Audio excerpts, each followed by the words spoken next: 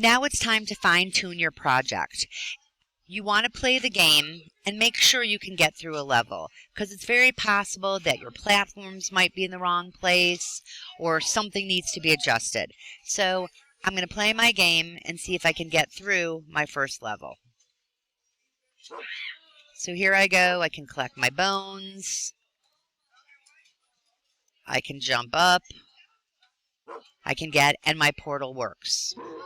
Here I am at my second level. Well, now I get up here and I'm right at a hazard, which means it's going to stop the game. So I need to adjust something, including my hazards.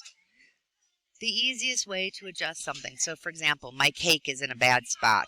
So I'm going to go to my cake, and you go to your costumes. And the easiest way to adjust is to take the selection tool, select your item, and then move it, because I want my cake to be a little further down, and you can see where it's going to end up. So now I could actually move my cake somewhere else so it's out of the way so I can play my game. If you have to move any of your platforms, remember they're in costumes under platforms, and you can do the same thing. Selection box, select the thing you need and move it up or move it down, and we can always fix the color and stuff if we need to. If you need to move for some reason, like a dog at a starting point, you can use its XY coordinates right here. So if I wanted to move my dog up a little bit, I could change my Y coordinate to something different and move my dog. Okay, so that's what you're going to do if you want to change anything, if things are in the wrong place. Like, for example, right here, my bone is right by my hazard. So maybe I want to move the hazard up, or I want to move the bone up.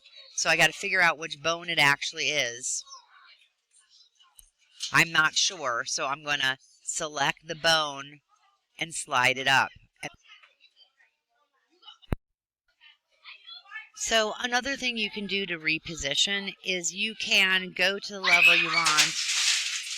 Sorry about the noise. Move the bone, and you see the coordinates where you want it to be. So you could always set the coordinates to that as well.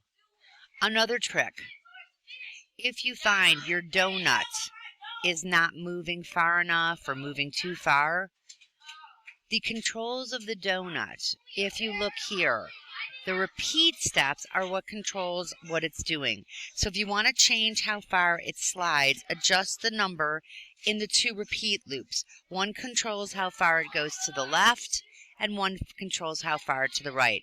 So you can change the number of times it repeats or the number of steps.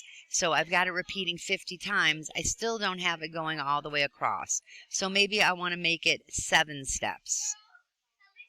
So I'm changing it to 7 steps. And then let's see, does it go farther? I don't know.